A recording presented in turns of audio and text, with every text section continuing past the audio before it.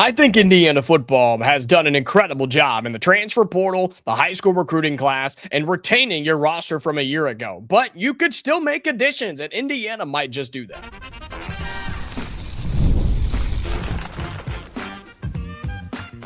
You are Locked On Hoosiers, your daily podcast on the Indiana Hoosiers.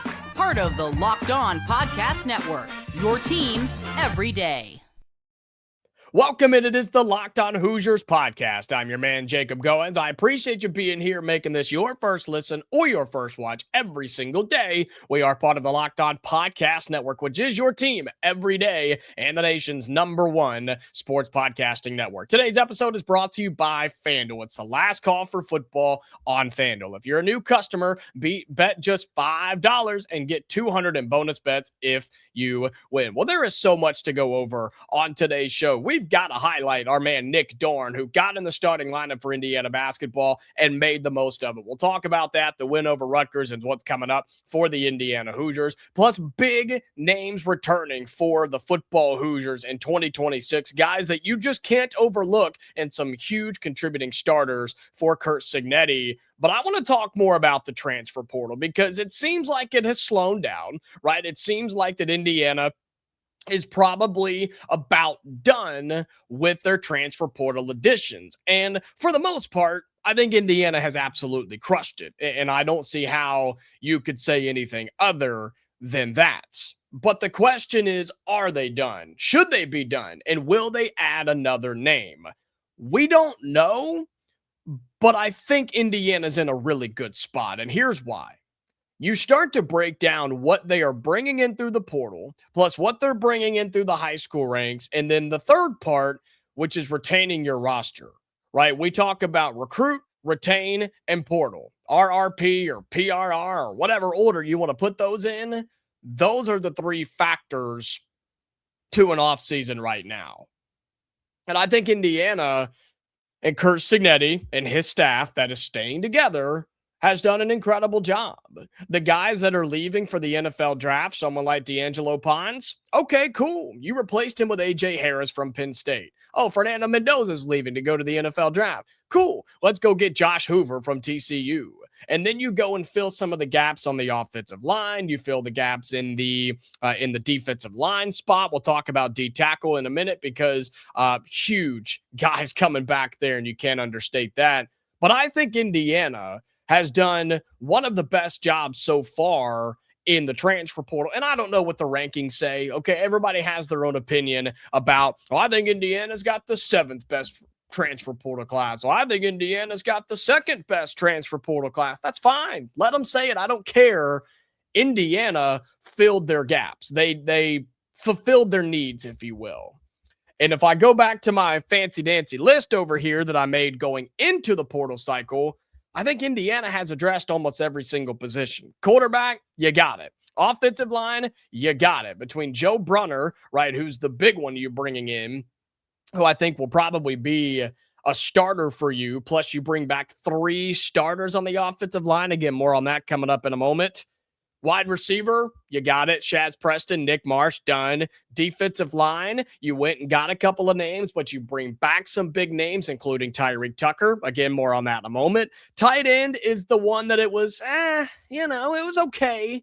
It was okay. You bring in Shot from Miami, who is young, raw, and pretty much has no stats or a whole lot of experience, but could end up being something special. Running back is one that I think fans were hoping was going to be better and has not been bad. You bring in Turbo Richard, but I think you're okay there. That's the one position for me that if Indiana were going to make one last-minute haymaker addition, it would be at the running back spot. Mekhi Frazier was one Indiana was holding on to. The Michigan State transfer, saw something where he committed to Ole Miss, so that one is off the table. So that's the position I think that you were wanting one more big name, but I think you're okay with BB Jr., Kobe Martin, and then Turbo Richard, right? You feel okay there. Linebacker, I think you're solid with the guys you're bringing back. You didn't have to go and get anything crazy. Safety and corner, you bring back big names,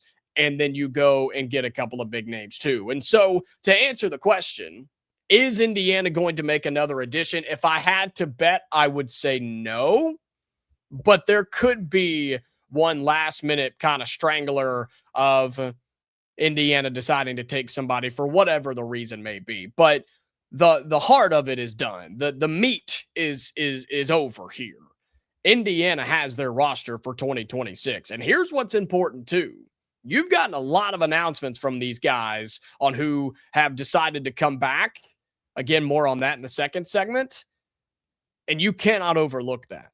You can't overlook what Indiana's roster is going to look like in 2026. So, I mean, between the guys you bring in, again, we threw out some of the names, but I mean, looking at the defensive side of the football for a moment, I mean, you fill your edge position with 3 different names: Olsen Sami, Josh Burnham from Notre Dame, Obiezor from Kansas State. I mean, my God, those guys are going to be ridiculous on the outside on top of what you're bringing back in the interior. You go and get Jaquan Sanks at the safety spot, along with Amari Farrell coming back. You bring in Preston Zachman from Wisconsin at the safety position. Oh, I forgot about Joe Hagel, the defensive lineman from Tulsa. Throw him in the mix as well. And you've got dudes all over the place. And so my point to this is, I don't think Indiana needs anything else. If you get something, great, but I think you're good. I think you're done. I think you have done your job in the transfer portal. And Indiana's coaching staff and Curt Cignetti need to be applauded for the job they did while winning a national championship and rebuilding what I think is one of the most competitive rosters in the 2026 season. Not just in the Big Ten, in college football. There will be little to no drop-off for Indiana starting next season in Bloomington. I don't see it. Will there be some bumps in the road because you're starting a lot of transfers? Sure. But Indiana's done that before. They've done it before and they were just fine. And you have enough guys coming back that you should feel comfortable with what you have on this roster. So again, I applaud Indiana. They did an incredible job, and I'm excited for what this roster is going to look like. Yes, because of the portal additions, but also because of what you're bringing back. And we talk about that coming up next here on this Locked on Hoosiers episode. Today's episode of Locked on Hoosiers is brought to you by FanDuel. It's the last call for football on FanDuel. One final Sunday, one last kickoff, the final chance to get in on the action before the NFL season officially comes to a close. We've got the matchup, we've got the Super Bowl, and it's Super Bowl 60, and FanDuel is making sure you're right in the middle of it with a special offer just in time for the biggest game of the year. So whether you're going to back the favorite, riding with the underdog, or building one last same game parlay, this is the game that everyone's been waiting for. This is the game where predictions turn into plays, stats turn into storylines, and every snap feels bigger. It's the perfect way to cap off the season and make sure that your Super Bowl Sunday and it's more exciting from kickoff to the final whistle. If you're a new customer, bet just $5 and you're going to get $200 in bonus bets if you win. So make it count, because after the Super Bowl, season's over. That's sad, isn't it? Last call for football on FanDuel, an official sportsbook partner of Super Bowl 60. Visit FanDuel.com right now to get started. All right, welcome back into this episode of Locked on Hoosiers. Appreciate you being here, making this your go-to spot for all things Indiana athletics. And hey, don't forget, okay, that we have our Everydayer Club going right now. And if you listen or watch Locked on Hoosiers every single day and you're just wanting a little bit more access, a little extra something on top of what you're already getting, for $5 a month, you can get a ton of that. You can get this show's audio sent to you ad-free every single day, right? So if you're tired of hearing us talk about ads, I get it. That's fine. You can get it ad-free every single day. Plus, you can get access to our Locked on Hoosiers Discord, which is basically just a big group chat. That's all it is. We sit in there and we have fun conversations. We talk during games, especially during basketball season now. We are talking about anything and everything in there, and you can be a part of this wonderful community on Discord. Plus, you get access to our merch store with some discounts and things, all sorts of cool stuff with our Locked On Hoosiers Everydayer Club. So you can visit the link below. We'll have it in the description. Just go to lockedonpodcast.com/everydayer, click on Locked On Hoosiers, and you can be a part of just this special extra stuff that we got going on for you with the Locked On Podcast Network. So be sure that you go and check that out. All right, we continue talking Indiana football. And I told you that I don't think Indiana will make any more portal additions. And if they do, it won't be a groundbreaking one, right? I mean, there's no more entries. There's no more leaving. There's no more of that. If you're in the portal, you're in it, and you can still make additions and you can still commit to places, but it has slowed down severely, right?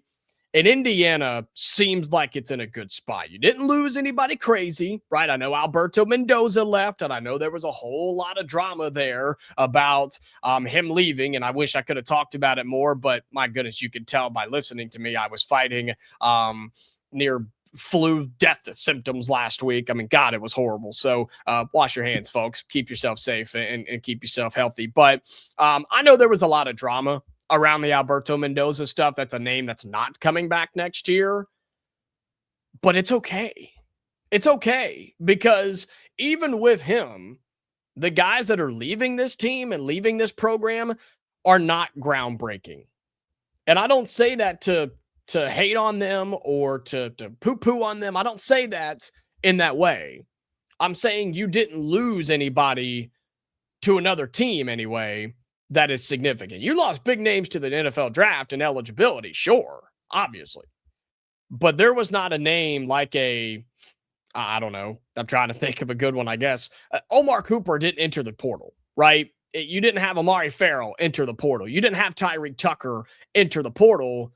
Those guys and others have either gone to the draft, ran out of eligibility, or have returned to Indiana.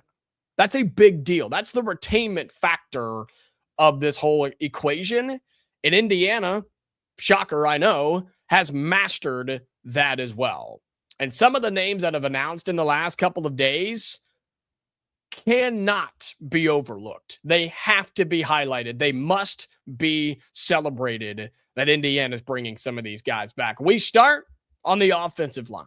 We start with an All-American on the offensive line at the tackle spot, as Carter Smith has announced he will return to the Indiana Hoosiers. Announced this, believe it was Friday evening, that he is returning to Indiana for the 2026 season. Folks, he was the Big Ten Offensive Lineman of the Year.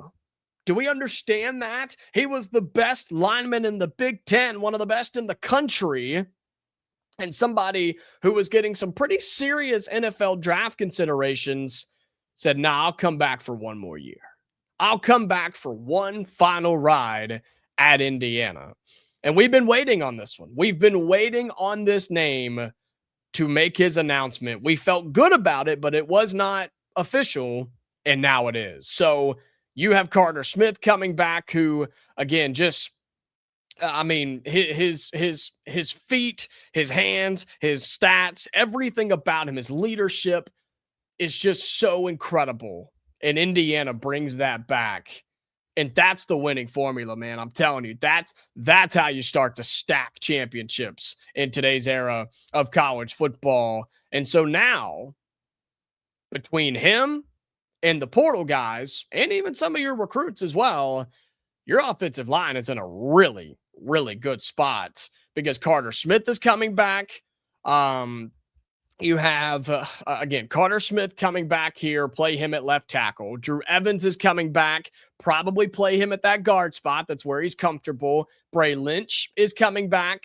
You could put him at center. Him and Drew Evans would be interesting, because they both have, I believe, center.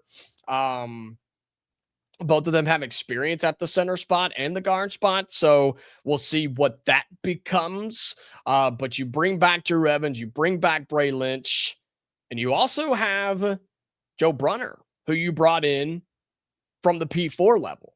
that you get to play on your offensive line, who I think will play at the other guard spot. Now you're looking for a right tackle. There's some, I don't know, there's some debate going on, I guess, about who could play that right tackle spot, but you feel good about 4 at least. You feel great knowing that your left tackle is now back. You're looking for a right tackle. Yes, both your guards are good, and somebody's going to play center. The other one will play the other guard spot. That's pretty much where you stand right now on the offensive line. So one of the biggest names to announce their return to Indiana is Carter Smith. But speaking of tackle, let's go to the other side of the football for a second. And a guy that also announced over the weekend he's returning to Indiana is a defensive tackle, another All-American, just they're all over the field at this point, Tyrique Tucker. The defensive tackle has announced he will return for his final season of college football at Indiana. Another guy that was going to go to the NFL. They were looking at him. He could have gone pretty decent, probably day 2 as a defensive tackle in the NFL. And he said, nah, I'll come back again. I'll come back and be a part of this for one more time. A guy that had 40 tackles on the year, 12 of them for loss, 6 sacks, and he was all Big Ten first team, and he's an All-American. Folks, this does not happen in college football that much anymore, man. It just doesn't. And I don't think there was ever a threat of him leaving to go to another school. It was Indiana or the NFL, and he chose Indiana. And he chose Indiana because he feels that he can still get better. He feels that he can raise his draft stock. He feels that he can still participate and contribute to this football program. And because guys want to be here, man. They absolutely want to be here. And Tyrique Tucker is going to anchor that defensive line because now look at what you have at the defensive line position. We already knew about Mario Landino coming back. That's big. At the other D tackle spot, you have both starting defensive tackles back for the 2026 season on a defensive line that was the best in college football, at least on the interior for sure. The interior defensive line, there's no doubt. Indiana had the best in the nation because of these guys right here. And that was without Stephen Daly down the stretch too, right? So you bring back both of your defensive tackles who started a year ago on the nation's best defensive line. You bring them in, and then you went and just loaded up on the edge spot with a guy from Notre Dame and 2 from Kansas State who were just monsters and all built like 18-wheelers. Like, I don't know how it gets better than that. I don't know how you put together a more dominant defensive line than what the Hoosiers just did. And bringing guys back like Landino and Tyrique Tucker cannot, again, go unnoticed. And it will not go unnoticed. Man, Bryant Haynes has to just be licking his lips and salivating to get back on the football field because of what his team is going to be able to do defensively from the secondary to the linebacker spot to up front. This unit is going to be filthy, and Indiana might just have the best defense in the country again. I don't see how it's not. And oh my God, I'm so excited. I'm so excited. Can we just get football here? Can we just get this team on the field somehow? Can we just, you know what? To heck with basketball, which we are talking about in the next segment, but just get rid of that and get through the summer. Get me to the fall. I want to see this team in action, dude. It's going to be so much fun. So again, Indiana crushed the portal. They brought big names back. High school recruiting is going well. Indiana's in a really good spot as the defending national champions. They're just trying to repeat. That's all they're trying to do. And I think they're well on their way to having every chance of doing that. And so while the football team is winning national championships, the basketball team is winning a game against Rutgers. It's a big deal. It is. We'll talk about why right after this on Locked On Hoosiers. Today's episode of Locked On Hoosiers is brought to you by Mazda. This is Mazda's moving the game forward. For those who show there's more to the score than what's on the screen. And we're talking basketball in this final segment here in just a moment. And our guy, Nick Dorn. Can we talk about this dude for a second? He gets his first start at Indiana. Plays 36 minutes against Rutgers. And this dude explodes for 23 points and 6 made threes. Also made 5 free throws for what it's worth. Talk about moving the game forward. Talk about changing the game. Talk about being the defining dude on the floor. Nick Dorn was absolutely that man. More on that in a moment. But these remind us, and guys like this and moments like this remind us of what it really takes to raise the bar. It's that extra work off the court, dialing in every detail, giving it that extra fire, that grit, and the I never quit. We put the same passion into every model with Mazda. Highlights make the real. What it took to get there makes it count. There's more to a Mazda because there's more to you.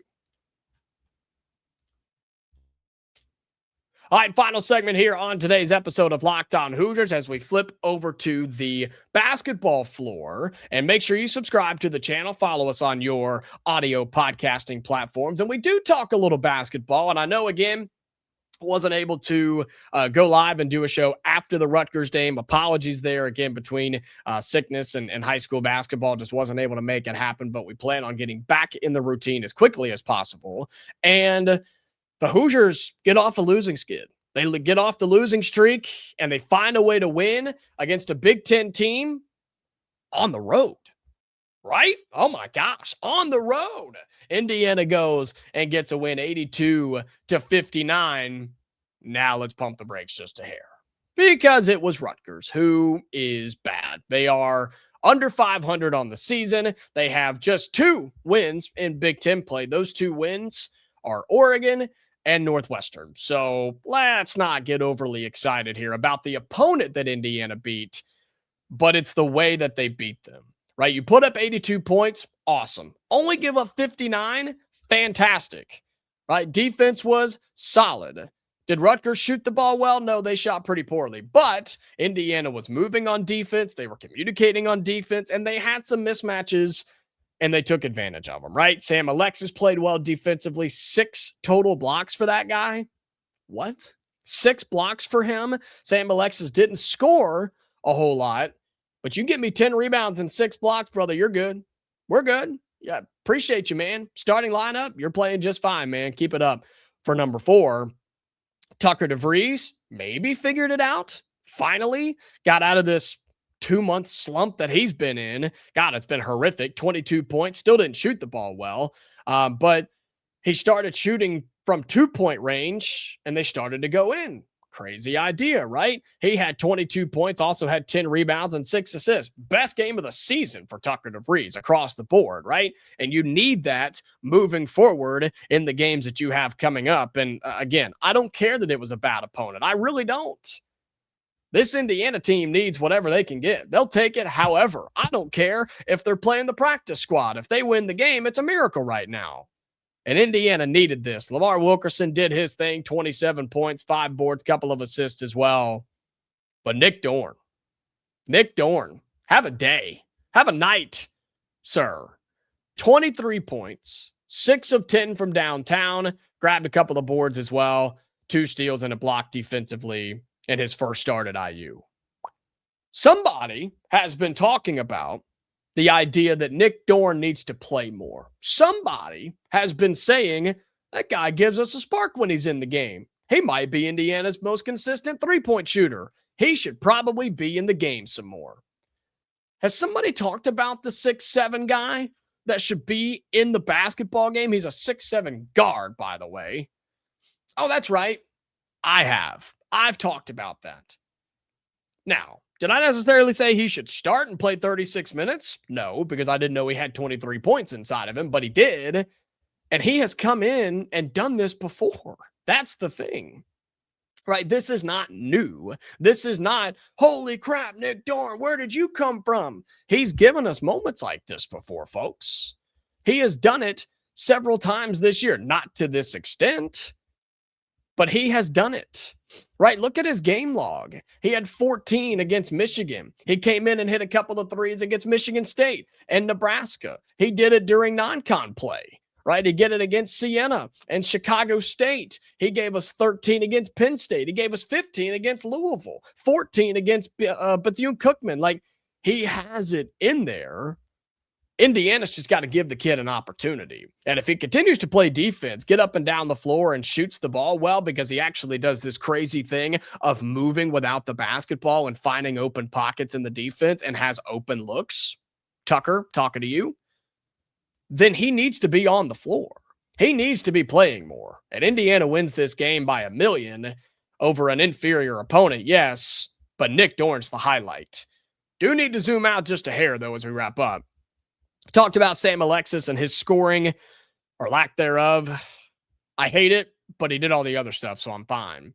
Connor Enright, back to being an offensive liability. Reed Bailey gave you nothing in 10 minutes. Trent Sisley only playing 4 is worrisome. Tatum Connerway, outside of the starting lineup, right? He got his spot taken by Nick Dorn, and I think that's okay because Connerway can give you something off the bench, but he didn't in this game. 16 minutes and just 6 points. He's going to have to be better than that. And then Josiah Miles played 10 or 11 minutes in this one. So you can say what you want, right? But the idea that you get 70 plus from 3 of your 5 starters and you get 10 points outside of that, you get 72 from DeVries, Dorn, and Wilkerson. That in itself is great. But you've got to have someone else step up. And we've been asking for someone else to step up, and Nick Dorn did. But other guys are now regressing because of that. That can't happen, man. You've got to have a bench somewhere. You've got to have guys like Sisley and Connerway and Bailey step in and do something for you. You cannot be a 5-man rotation. You're going to get slaughtered in the schedule that you have coming up, which is, by the way, Purdue coming up in the midweek, UCLA, USC on the road, and Wisconsin. So you better figure it out, because if you don't, you're in big trouble against those teams. But shout out Nick Dorn, shout out Indiana. They get the win, and maybe you can pull off a miracle against Purdue in the midweek, which is at home. You do get them in Bloomington at Assembly Hall, so hopefully the fans show up, the team shows up, and you just never know what could happen in that big time game. But we are out of time on today's episode of Locked On Hoosiers. So again, thank you so much for being here, making this truly your first listen or your first watch every single day. Again, check out our Locked On Hoosiers Everydayer Club. I really think you'll enjoy what you get there. Ad-free version of the show on audio, Discord, big group chat, basically access that you get privately with all the other Locked On folks, and discounts on merch, all sorts of great stuff there. So check it out with the link below with our Locked On Hoosiers Everydayer Club. We are back tomorrow, Hoosier fans, all right, for another episode. So until then, stay safe, and I'll talk to you later.